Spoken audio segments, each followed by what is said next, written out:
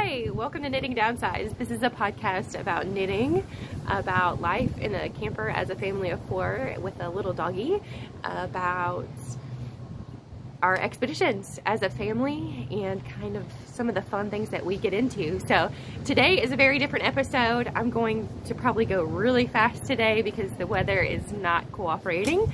But today is very different because we are at the beach. This is the Outer Banks. It is a band of islands on the east coast of North Carolina. So it's about 8 hours from where we are from. We left the Saturday after Thanksgiving and we'll be here for a few more days. This is kind of our tradition that we do as a family. We love to come out here and spend time and enjoy the off season at the beach. So there's hardly anybody on the beach and it's amazing. The kids still get to play. We still wade in the beach, which if you're not Southern, wade means you go like up to your calf in the water. But of course, both of my kiddos ended up being soaked after just a little bit. So we run in, take baths and warm up, and then we go do something else. So we've seen a couple lighthouses. There's tons of lighthouses out here that you can tour and go up in. They actually moved a lighthouse when I was in, I believe, elementary school. It was this big deal. They moved the Hatteras Lighthouse. So the beach was eroding where the lighthouse was at, and so they actually moved it quite a bit ways down. They moved the whole entire lighthouse, which is pretty cool. And as a kid, it was amazing. You know, sorry, the wind. As a kid, it was amazing because all of us were in elementary school. We were all raising money to move the lighthouse. And now I get to see it as an adult, you know, that we raise money to move that, even though I don't know if we actually raise much. So I'm really sorry. It is super windy here today. It's super kind of just gloomy. So Kevin and the kiddos went down to Ocracoke. So Ocracoke is kind of an island off by itself. Kind of off by itself. You have to take a ferry to it. So it's actually a car ferry. And here, where we're from, y'all over in maybe in Europe are used to ferries, but we are not. This is the first time my son actually will probably ride a car ferry. So he is super excited, and that was one thing that Kevin promised that we would do, was ride this ferry. So I am lucky and I get to stay here. The kids have not slept hardly at all. They don't do very well with new beds and a different environment. So pretty exhausted. So he thankfully took the kiddos today. So we're going to talk a little bit about knitting, and let's get right into it before the weather changes on me. So first off, I got a wild hair this week, y'all. I decided that I was going to try to knit 4 sweaters in 2 weeks because I want us to have matching sweaters for a big Christmas event that we go to here in the Outer Banks in a little town called Manio. And I really wanted us to have matching sweaters because, you know, that's just how I do things. Very last minute, all the time. So I bought several skeins, actually lots of skeins of Cascade worsted because I thought I could work up maybe some worsted weight or bulky sweaters pretty quickly. So I started with the kids' sweaters and I'm slowly working on my sweater, and I'm going to actually make Kevin a vest because there's no way I can do like 12 feet of sleeve in like 2 more days.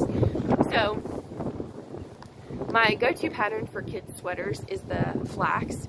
It's a free pattern, and you can do the flax light or the flax worsted.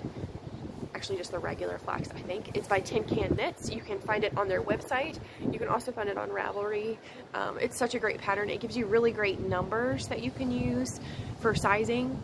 And then I kind of fudge and do different things.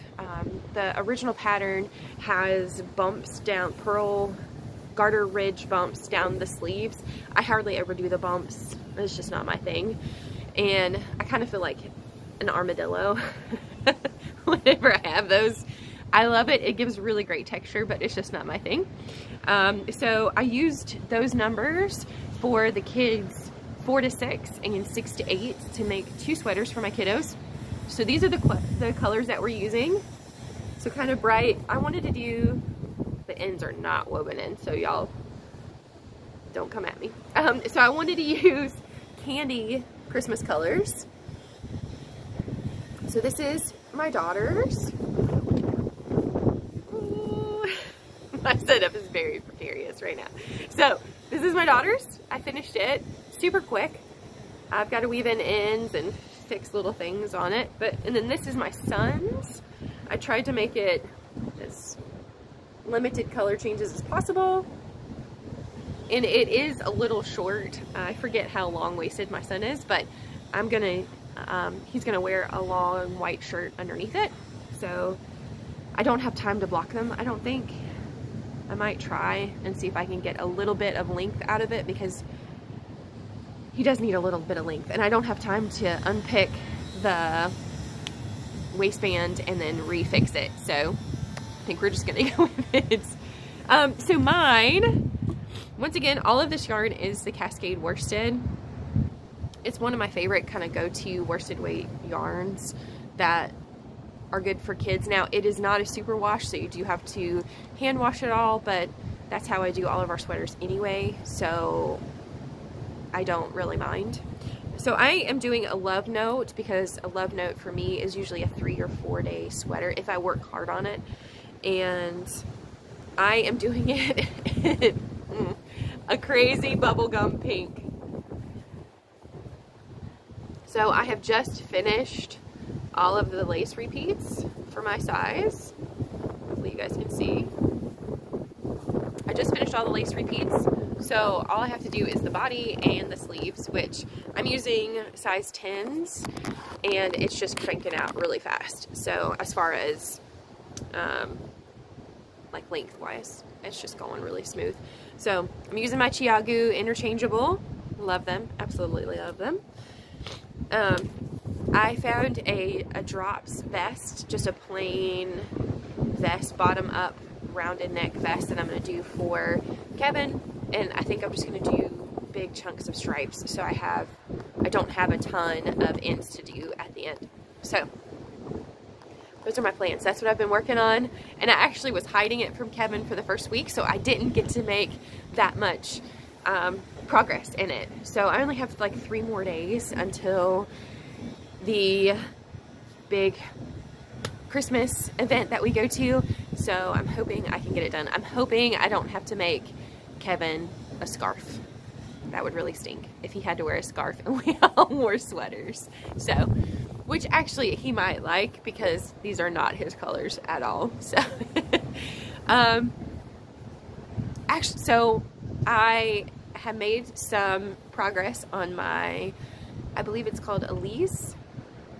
It's in the Pom Pom Ready Set Raglan book. I made a significant amount of progress on that because I was trying to hide these, which I should have just told him. I wanted to surprise him and end up with all these sweaters, but I only brought these projects with us to the beach because I didn't want to have something to kind of take my attention away from these sweaters so that I could get them done. So that's that. That's what I've been working on. So yesterday we went to a really cool store. It's called Knitting Addiction. Her tagline is, sorry, I'm waiting for the wind to knock my phone off. So her tagline is Yarn Junkie's Paradise, and it is such a great store. I definitely recommend, if you are in the Outer Banks, check her out. Once again, it's called Knitting Addiction, and she has a 2-story building. I posted a picture on my Instagram. My Instagram is Knitting Downsize, so go check us out over there. I posted a picture of her shop. Such a cool shop. I really like being able to check out different shops in different areas because, for instance, Knitting Addiction, she has a ton of cotton because her shop is at the beach, and so people mostly knit things with cotton or linen blends here on the beach, whereas at my home we mostly have wools and not a ton of superwashes. And I'm sure, you know, in different areas in the UK, you guys are the same, where you have tons of woolly wool, but not a whole lot of cotton. So I purposely went to her shop yesterday to purchase a couple sweater quantities of cotton. Not necessarily sweaters, but t-shirt quantities of cotton. I wanted to try some new ones out. To me, if I'm going to purchase cotton, I really want to touch it and feel it. Some cottons I just don't like. Sometimes they feel like, this is going to be a one episode, y'all.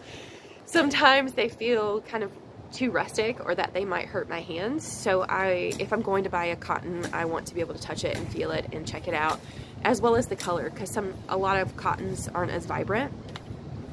Except for Spud and Chloe, y'all. If you guys need a worsted weight cotton, I should have bought it and I didn't buy it. But if you guys need a worsted weight cotton, Knitting Addiction has Spud and Chloe worsted cotton, and the colors are so vibrant. She had a fuchsia pink and a neon green that I wanted so bad. But I don't see the need to have a worsted weight cotton. It just kind of seems like an oxymoron where I am. Like, you have the coolness of the cotton, but you have a heavy weight. I don't know if I would ever wear that. So I didn't purchase any of that this time. Although I really, really love it. really, really want it. So I did purchase 2 sweater quantities worth of cotton yarns. And they are from Sestari. And Sestari is from Churchville, Virginia. So this first one is the Ashlon collection. It's 75% cotton and 25% wool. So I'm going to show you so you can kind of see Sestari. Hopefully I'm saying that right.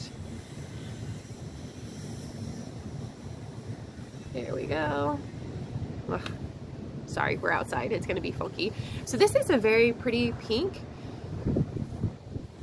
And you can kind of tell that it's plied like with cotton and the wool. The owner of Knitting Addiction said it's a really nice cotton to have because you have cotton, so the coolness of the cotton and the airiness of the cotton, but you have the wool to keep its shape. So I'm really excited about that. I bought I think 5 skeins. They are 250 yards. It's a DK weight, I believe. Yes, it's a DK weight cotton. So I'm super excited. There's some t-shirts that I really want to make for spring and summer. I'd really like to make a nice top for Easter, maybe a lace top. So if you guys have any recommendations, I don't really have a whole bunch in my queue. Leave me a note down. Let me know what t-shirt that you have worked on that you really like, and I'll check them out. I really am interested in making some. So especially now that I have 2 sweater quantities of cotton. Sorry to see my hand. I'm trying to hold the phone on. So this is my other one. This is also by Sestari Sheep and Wool Company, and it is the Old Dominion collection. So this is kettle dyed. So she was the owner was very cautious, not cautious I guess, but she was very thorough about checking to make sure they were in the same dye lot because it is kettle dyed, so they are a little bit different. So the color I purchased is tobacco green, which to me is very true. So tobacco green, and you can kind of see there's some spots where it is kettle dyed. So I will definitely do helical knitting with this, or, you know, 1 round at a time, you know, rotating to make sure that I get plenty of, so I don't get that striping, or not the striping, but the weird pulling with it. So I bought another sweater quantity of this, and this is